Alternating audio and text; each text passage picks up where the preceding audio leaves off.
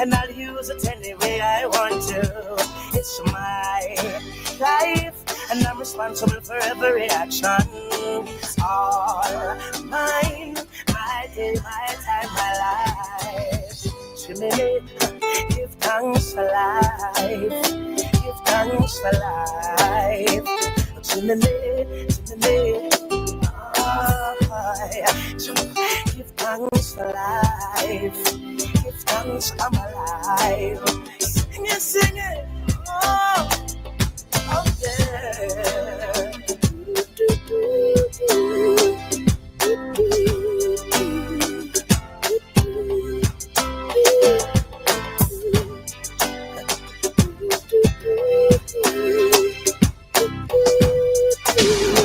WEFM, the clean, fresh sound. WhatsApp us or call us at 457-9997. Voice of the Man, Bongo Prime, representing for Activated Mornings on WEFM 99.9. Rise and shine. Let's get ready to take on the day. Activated Mornings on WEFM 99.9 is on now. No. Chop.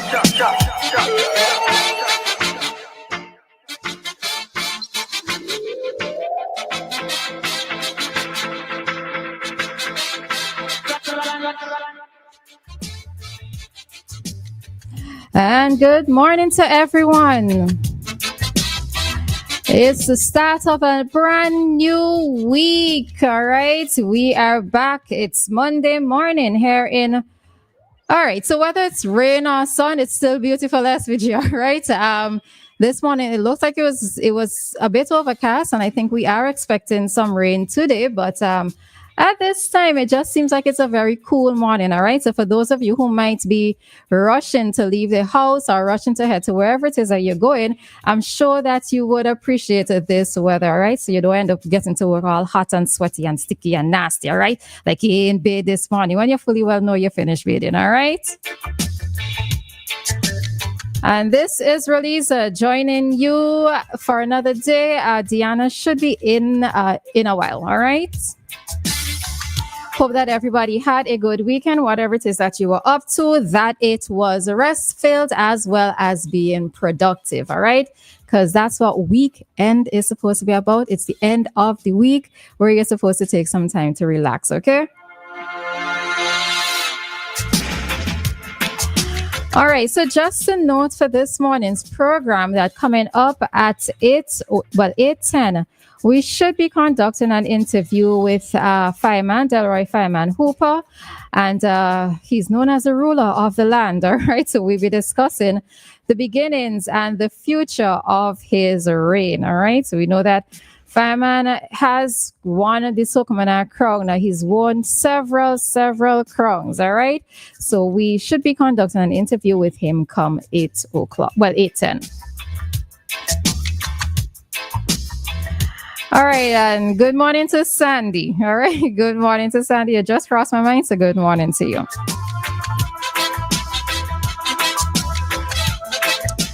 All righty, so to head into this morning's topics, for those of you who may not have recognized, on Saturday night, ULP's candidate for South Windward was selected. And that individual is Darren John. All right. So Darren Rodan John, I think he's 35 years old, electoral by profession. I'm reading this article from One St. Vincent News, was selected by the ULP as the candidate for the South Windward constituency in the upcoming general election. Mr. John was nominated by chairman of the ULP South Windward Constituency Council, Mr. Maurice Roberts, and during the candidate selection conference held on the 19th, all right, that was last Saturday. So he is taken over from Honorable Frederick Augustus Stevenson, who served as the MP since 2010. So Mr. John now faces another John. So Mr. John now faces the challenge of consolidating support among party delegates. And this is on account of many persons, particularly in the Stubbs area, who were more in favor of Mr. Louis Daisley. All right. So Mr. Darren John, that is, has been nominated and elected as the ULP's candidate for the South Windward seat. All right. So we see that one seat. Another seat, we are finding out who the declared nominee or the declared candidate is going to be. So it's a John for John that is happening in that particular constituency. And so at this point, it's just one more seat that's left to be announced. We still have not heard of who is the definitive person to be running for the West Kingston seat. I'm not even sure of how many candidates are up in terms of on the ULP. Well, for the ULP, that is. How many persons are even being considered? Only one name that I know is at the forefront, but I have not heard of anything definitive or any selection process being made or selection process happening as yet. I suppose, I generally believe that, well, the candidate who is being considered or who's at the forefront has been doing work within the constituency. I've seen from social media posts, etc. That work is being done. So not quite sure what is the holdup. I suppose that is information only the ULP diehards or those persons within the constituency itself might know, but I'm not quite sure what is the holdup. And for me, at this point in time, getting so close to elections, by now, everybody should have been able to declare their hand. We should know for sure who is going to be the candidates, the slate of candidates, at least running on the ULP side. I think all persons have been advertised and put forward on the NDP side, but not quite sure what is the issue on the ULP side. All righty, so let's me just quickly head into another topic. So somebody's asking me if I'm surprised at the choice of Mr. John. To be honest, I don't know. I don't know much about Mr. Darren John. I really don't know that much about him. And I don't know much about there were other names that were put forward, but only one name was mentioned in the article. So I'd only make mention of that other name reference in the article. But I don't know much about Mr. Daisy. What's his name? Daisley. Let me get his name properly. Mr. Louis Daisley. I don't know much about this other person. So whether to say I am more in favor of Mr. John as opposed to Daisley, I don't have an opinion on it because I know neither of them, right? I just think that it's interesting and it's, I suppose, commendable for somebody who's 35 to put forward their name to become a candidate and to be up for general elections. We have always made this comment about young people getting involved, or sometimes young people shy away from getting involved in politics for varying reasons. But as a 35-year-old, it's commendable. And if I'm not mistaken, I think maybe the youngest person to ever put themselves forward might have been Luke Brown. But it's commendable. So all the best. The most I could say is all the best and best wishes, and may the best representative who win their seat. All right. We have a caller. Hi, Queens. Morning. Good morning. Morning. Good. I read on another online news that Mr. Daisy was asked to step aside.